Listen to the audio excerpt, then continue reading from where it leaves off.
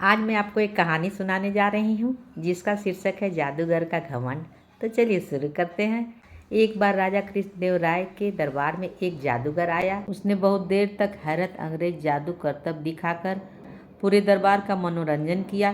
फिर जाते समय राजा से ढेर सारे उपहार लेकर अपनी कला के घमंड में सबको चुनौती दे डाली। क्या कोई व्यक्ति मेरे जैसे अद्भुत करतब दिखा सकता है? क्या कोई मुझे यहाँ टक्कर दे सकता है? इस खुली चुनौती को सुनकर सारे दरबारी चुप हो गए, परंतु तेनालीराम को इस जादूगर का यह अभिमान अच्छा नहीं लगा। वह तुरंत उठकर खड़े हुए और बोले कि हाँ, मैं तुमको चुनौती दे सकता हूँ कि जो करतब मैं अपनी आंखें बंद करके दिखा दूंगा वह तुम खुली आंखों से भी नहीं देख पाओगे।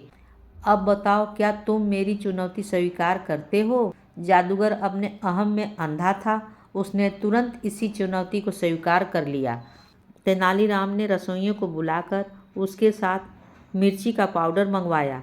अब तेनालीराम ने अपनी आंखें बंद की और उन पर एक मुट्ठी मिर्ची पाउडर डाल दिया। फिर थोड़ी देर में उन्होंने मिर्ची पाउडर झटक कर कपड़े से आंखें पोंछकर शीतल जल से अपना चेहरा धो लिया और फिर जादूगर से कहा कि अब तुम खुली आंखों से यह करतब करके अपनी जादूगर का नमूना दिखाओ। घमंडी जादूगर को अपनी गलती समझ आ गई।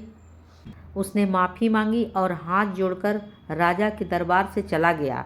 राजा कृष्णदेव राय अपने चतुर मंत्री तेनालीराम की इस युक्ति से अत्यंत प्रभावित हुए।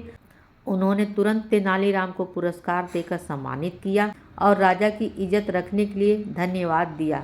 अगर कहानी अच्छी लगी हो तो लाइक, शेयर और सब्सक्राइब ज़रूर कीजिएगा। कहानी होती है समाप्त।